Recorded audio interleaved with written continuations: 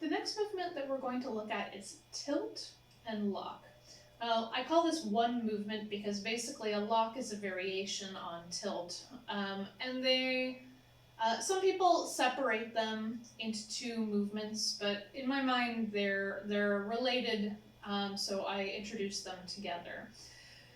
The tilt is generally not used as an independent movement, but like the slide, it is an important underlying quality to many movements, and it's a texture that we can add in to other movements to create endless variation. The lock is a sharp version of the tilt, and we do often see this as an independent movement, especially for accenting with sharp percussive sounds. Let's look first at the tilt, which is the soft tilt of the pelvis. Again, feet are hip width apart, belly button's in, pelvis is nice and heavy, and you're going to let the knees be soft and flexible here. To start off with, let's try and keep the legs straight, and then we'll look at making the movement deeper by allowing the knees to move slightly. Now, I know this is somewhat sensitive language depending on your sensibility, so I'm not trying to be vulgar in any way, but in order to describe the area of the body we're using, I do need to use some specific language. So male or female, the same area of muscles are being used. For women, I really want you to focus on the vaginal muscles, your pelvic floor, contracting up and in. So the feeling is often like pulling something inside you.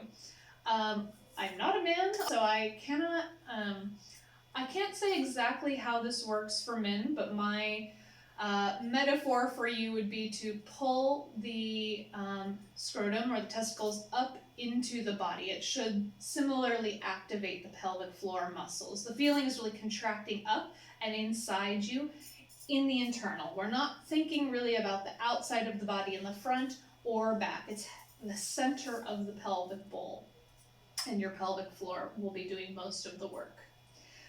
Okay, so we're in neutral here. We're not tucked this way. We're just in a neutral space, and you're going to lift through the pelvic floor up into the body.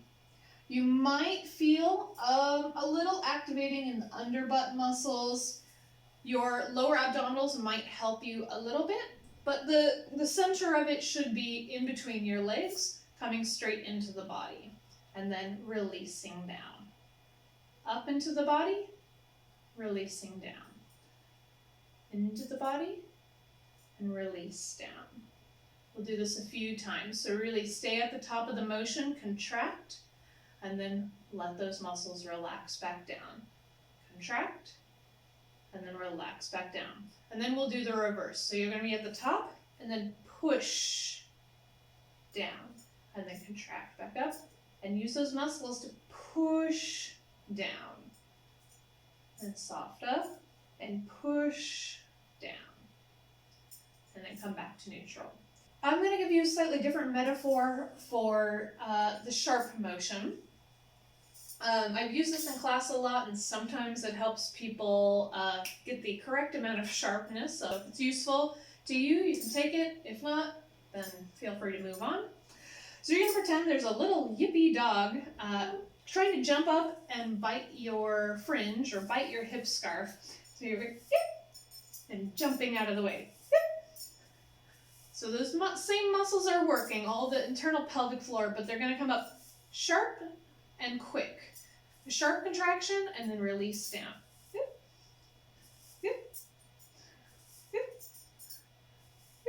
And then the reverse, it's like you're trying to say bad dog and then smack the dog with your fringe. So you can go bad dog, sharp, sharp, sharp. So as you'll see with most of these movements that have a sharp quality, one direction is going to be sharp and quick, and then the other will be a soft recoil. There are times where we might do a quick drop and contraction back up, But the fundamental will be drop and then recoil. Drop, recoil. Drop, recoil. So, bad dog. Smack it with the fringe. This works really well if you tend to be a person who has puts the knot in the center. If you need that for visualization, you can think about trying to smack the dog down. I know it's sort of a silly metaphor, but hey, it works.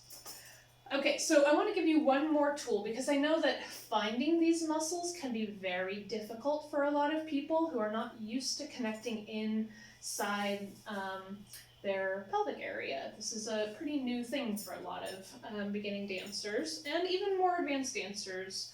I've had students with low back issues from car wrecks or different accidents, and doing some of these exercises has helped them re-engage those muscles. You can put a mat down or some other kind of blanket, and I'm going to have you work from the knees. So I'll go on an angle so you can see what's happening.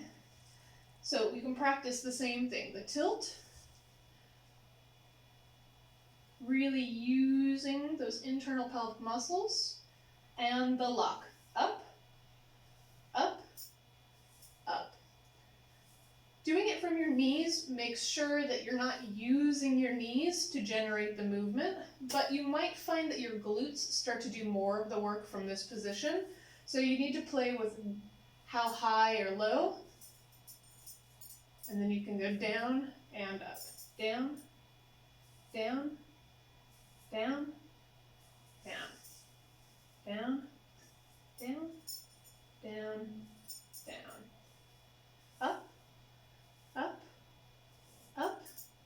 Be careful not to squeeze the glutes to make this happen. This is really pelvic floor. Good.